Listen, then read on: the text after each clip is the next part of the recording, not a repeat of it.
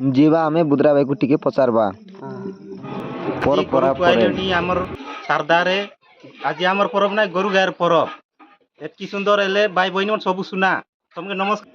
ବୁଦ୍ରା ଭାଇ ତ କହିଲା ଏମିତି ଦାନ ଭାତ ସବୁ ଦେବେ ଗୋରୁମାନଙ୍କୁ। ଦେଖନ୍ତୁ ବର୍ଷକୁ ଗୋଟେ ଥର ଗୋରୁମାନଙ୍କୁ ପର୍ବ ହବ। ଏବେ ଲୋକମାନଙ୍କୁ ବହି ବୁଲବେ।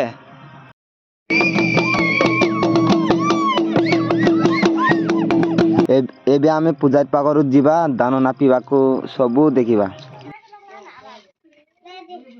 ଆମର ଆଇତା ଭାଇ ଟିକେ ପଦେ କହିବ।